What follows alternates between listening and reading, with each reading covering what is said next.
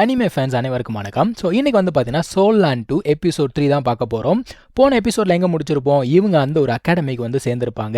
இப்போ என்னன்னா இந்த ஒரு அகாடமியில் இவனை ஜாயின் பண்ணணும், சரிங்களா, இவனை சேர்த்து விடணும். இதில் ஒரு விஷயம் என்னென்னா, இந்த தாங்ஸ் கிளான் இருக்கு இல்லையா, இந்த தாங்ஸ் கிளானில் இருந்த ஒரு 7 பேர் தான் வந்து இந்த அகாடமியை பெருசாக்கியிருப்பாங்க. அதனால் இந்த கிளான்லேருந்து யார் வந்தாலும் அவங்களுக்கு இந்த சீட் அப்படிங்கிறது ஃப்ரீ. ஸோ இந்த கோட்டாவை யூஸ் பண்ணி நம்மளோட ஹீரோவை உள்ளே தள்ளி விடலாம் அப்படின்னு சொல்லிட்டு பிளான் பண்ணுறாங்க. இவங்க பிளான் பண்ண மாதிரியே இவனை கூப்பிட்டுக்கிட்டு அந்த ஒரு ஸ்கூலுக்கு இவங்க போகிறாங்க. போகிற வழியில நம்ம ஹீரோ நிறைய விஷயத்த பார்க்குறான். ஏன்னா வீட்டுக்குள்ளேயே இருந்தவன் இப்போ தான் வெளியில் வந்து எல்லாத்தையுமே பார்க்க ஆரம்பிக்கிறான். இவனுக்கு எல்லாமே புதுசாக இருக்குது. அங்கே என்னென்னமோ மிஷின் மாதிரி இருக்குது, வண்டி மாதிரி இருக்குது. இதெல்லாம் எப்படி மூவ் ஆகுது, எதில் வேலை செய்யுது, இவனுக்கு ஒன்றுமே புரியவே இல்லை. இவங்க ஒவ்வொரு விஷயத்தையுமே எக்ஸ்பிளைன் பண்ணிக்கிட்டே இருக்காங்க. ஏன்னா இந்த சோல் பவர் அப்படின்னு ஒரு பக்கம் இருக்கட்டும், இன்னொரு பக்கம் வந்து பார்த்தீங்கன்னா சோல் கைடிங் மெஷின்ஸ் அப்படிங்கிற மாதிரி செய்கிறாங்க. இந்த சோல் கைடிங் அப்படின்னு சொல்லும்போது அதில் வெப்பன்ஸும் இருக்குது, மெஷின்ஸும் இருக்குது. அதை யூஸ் பண்ணி வந்து பார்த்தீங்கன்னா ஏகப்பட்ட வேலைகள் அப்படிங்கிறத செய்கிறாங்க. ஸோ இது எல்லாத்தையுமே ஒவ்வொன்றா எக்ஸ்பிளைன் பண்ணிக்கிட்டே அவங்க அப்படியே கூட்டிகிட்டு போய்கிட்டே இருக்காங்க.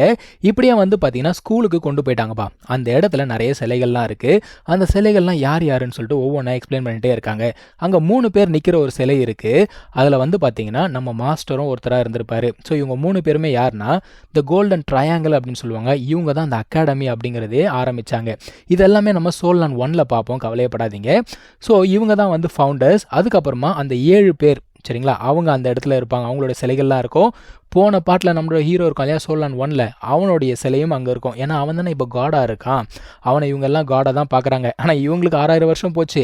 அவனுக்கு வந்து பார்த்தீங்கன்னா 20 வருஷம் தான் போயிருக்கு. அவனோட பொண்ணும் வந்து பார்த்தீங்கன்னா இந்த ஒரு அகாடமிக்கு வருவா. ஸோ இப்போ என்ன பண்ணுறாங்கன்னா இவனை கூட்டிகிட்டு போயிட்டு ரெஜிஸ்டர் அப்படிங்கிறத பண்ணிடுறாங்க. பண்ணி முடிச்சதுக்கப்புறமா அவள் சொல்கிறா, டேய் இந்த வருஷம் உன்னோட டீச்சர் யார் தெரியுமா, அவங்கள நினச்சா எனக்கு உன்னை பார்க்கறதுக்கே பாவமாக இருக்குடா அப்படின்னு சொல்கிறா. அவங்க வந்து பயங்கர ஸ்ட்ரிக்டாக, ஆனாலும் அவங்க தான் வந்து பார்த்தீங்கன்னா one of the best instructors. அவங்க நினச்சிருந்தா வேறு லெவலில் எங்கேயோ இருந்திருக்கலாம். இருந்தாலும் சின்ன பசங்களுக்கு ட்ரைனிங் கொடுக்கறதுக்காக இருக்காங்க. அதுக்கப்புறமா இவங்க நிறைய விஷயத்தை எக்ஸ்பிளைன் பண்ணுறாங்க. இந்த இடத்துல வந்து பார்த்தீங்கன்னா அவுட்டர் இன்னர்னு சொல்லிட்டு 2 லெவல் இருக்குது. அதாவது நார்மலாக வீக்காக இருக்கக்கூடிய ஸ்டூடெண்ட்ஸ் எல்லாமே வந்து அவுட்டர் லெவலில் இருப்பாங்க. இன்னர் லெவல் அப்படிங்கிறது ரொம்ப ஸ்ட்ராங்கான ஸ்டூடெண்ட்ஸ் எல்லாம் இருக்கக்கூடிய இடம். நம்ம ஆளுக்கு அங்கே போகணும் தான் ஆசை. இருந்தாலும் இப்போ இவன் இருக்கிற லெவலுக்கு இந்த ஸ்கூலில் அட்மிஷன் கொடுத்ததே பெரிய விஷயம். ஸோ இவனுக்கு யூனிஃபார்ம் அதெல்லாம் கொடுத்துட்றாங்கப்பா. இவன் என்ன பண்ணுறான்னா இவனோட ரூமுக்கு போகிறான். போகிற வழியில் அங்கே ஒரு தாத்தா இருக்காரு. அவர்கிட்ட போய் வழி கேட்குறான். இவன் என்ன நினச்சிட்டானா இந்த ஹாஸ்டலுக்கு வார்டன் போலன்னு நினச்சிட்டு இருக்கான். உண்மையை சொல்லணும்னா இந்த மொத்த அகாடமிக்கும் ஹெட்டே இவர் தான். அதெல்லாம் இவனுக்கு இப்போ தெரியாது, நமக்கும் இப்போ தெரியாது. இப்போ ரிவீல் பண்ண மாட்டாங்க, நான் உங்களுக்கு ரிவீல் பண்ணுறேன். ஸோ இவன் வந்து இவனோட ரூம்குள்ளே போகிறான்ப்பா. போன உடனே மறுபடியும் என்ன ஆகுதுன்னா அந்த இவன் உடம்புக்குள்ளே அந்த ஒரு புழு இருக்கு இல்லையா, அது வந்து இவனை அப்படி பார்க்குது. ஃபுல்லாக இன்ஸ்பெக்ட் பண்ணுது. பரவாயில்லையே, லாஸ்ட் டைமோட இப்போ ஓரளவுக்கு ஸ்ட்ராங் ஆகிட்டே அப்படின்னு பார்க்குது. ஏன்னா அந்த காட்டுக்குள்ளேருந்து அவங்க வரும்பொழுது நிறைய எக்ஸசைஸ் எல்லாத்தையுமே அவங்க சொல்லி கொடுத்துருப்பாங்க. அதனால் இப்போ ஓரளவுக்கு இவன் ஸ்ட்ராங்காக இருக்கான். அது மட்டும் இல்லாமல் அந்த டீமன் ஐஸு, அதுக்கப்புறமா அந்த ஹேண்ட் டெக்னிக்ஸு அதெல்லாமே கற்று வச்சுக்கிட்டு இருக்கான்.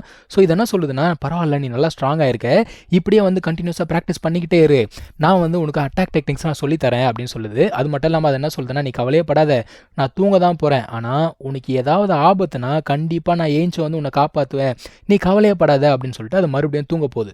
இவன் என்ன பண்ணுறான், அந்த அகாடமியை போய் சுற்றி பார்க்குறான்ப்பா. சுற்றி பார்க்கும்பொழுது இவன் கிட்ட இருக்கக்கூடிய காசுக்கு ரொம்ப எக்ஸ்பென்சிவான ஃபுட்ஸ் எல்லாம் வாங்க முடியாது. முடிஞ்ச வரைக்கும் நம்ம காசை சேமித்து வைக்கணும் அப்படின்னு சொல்லிட்டு முடிவு பண்ணுறான். அதுக்கப்புறமா வேகமாக ரூமுக்கு வந்து பார்த்தா ரூம்குள்ளே வேறு யாரோ இருக்காங்க. இது ஆக்சுவலாக பையன் தான் சொல்லுவாங்க, ஆனால் நமக்கு பார்த்தாலே தெரியும் பங்கமாக அது பொண்ணுன்னு சொல்லிட்டு பையன்ற வேஷத்தில் இங்கே வந்திருக்கு. இது யார் அப்படிங்கிறத நம்ம அடுத்த எபிசோடில் பார்ப்போம். தேங்க்யூ ஸோ மச் ஃபார் வாட்சிங். Take care. பை.